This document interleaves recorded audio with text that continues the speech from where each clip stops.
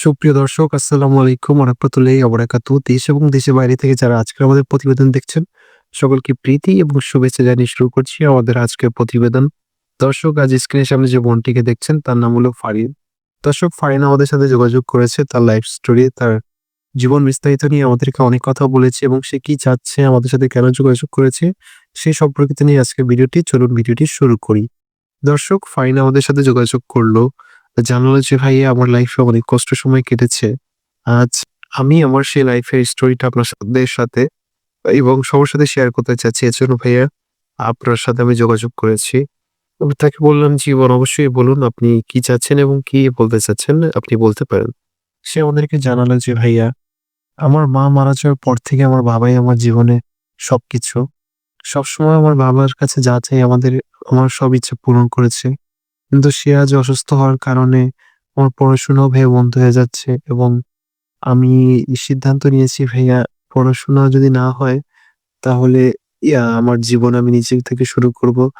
ও আমার যদি কাউকে যদি ভালো একজন মনের কাউকে যদি পাই, তাকে বিয়ে করব এবং আমি আমার জীবনটা তার সাথে কাটিয়ে দিব। সে যেন আমার বাবাকে একটু যত্ন করে, তার কাছে শুধু এটাই রিকোয়েস্ট থাকবে।" তাকে জিজ্ঞাসা করলাম যে, "আপনার বাবার কি হয়েছে?" সে বলল যে, "ভাই, আমার বাবা অ্যাক্সিডেন্ট করেছিল। এরপর থেকে সে আর হাঁটাচলা করতে পারে না। এখন রেস্টে থাকে সবসময়।" তাকে বললাম, "বোন, আপনার কি কোনো ভাই-বোন নাই? আপনারা কয় ভাই-বোন?"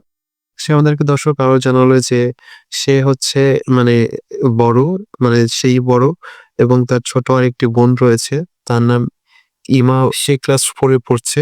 আমাদেরকে তা জানালো এবং দর্শক, আমরা তাকে বলতেছিলাম যে, "বোন, আপনি কি জাস্ট তার বাবা অসুস্থ এবং হচ্ছে পড়াশোনার জন্যই কি এখন আপনি বিয়ে করতে চাচ্ছেন?" সে আমাদেরকে বলল, "জি ভাইয়া, না আসলে আমার বাবার ইচ্ছা ছিল যে সে আমাকে একটি ভালো জায়গায় বিয়ে দিবে। কিন্তু সে অসুস্থ হওয়ার কারণে এখন জানি না কি হবে। কিন্তু আমি চাচ্ছি যে যদি এরকম দিন চলে তাহলে তো ভাইয়া অনেক, মানে আমাদের কি হবে সামনে জানি না। তাই চাচ্ছিলাম ভাইয়া, যদি ভালো মনের মানুষ কেউ যদি থাকে তাকে বিবাহ করব এবং বাকিটা জীবন তার সাথে কাটিয়ে দিব। এর জন্য ভাইয়া আমি আসলে আপনার সাথে যোগাযোগ করেছি।"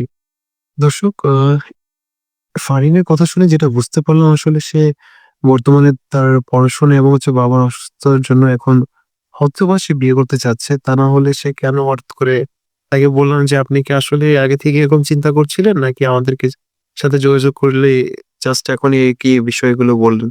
সে বলল কি, "না ভাই, আমি আগে থেকেই আরকি এগুলো কথা বলে বাবার সাথে কথা বলছিলাম। এরপর আরকি এই সিদ্ধান্তটা নিয়েছি।" দর্শক, তার কথা শুনে বুঝতে পারলাম যে সে ভালো মনের যদি কাউকে পায়, সে বিয়ে করবে। তাকে জিজ্ঞাসা করলাম, "বোন, আপনি কিসে পড়ছেন?" সে বলল যে, "ভাই, আমি এখন ক্লাস 10 এ আছি। পরীক্ষা দিব আরকি, মানে এই সামনের বছরে পরীক্ষা দিবে। মানে নিউ 10 এ আছে।"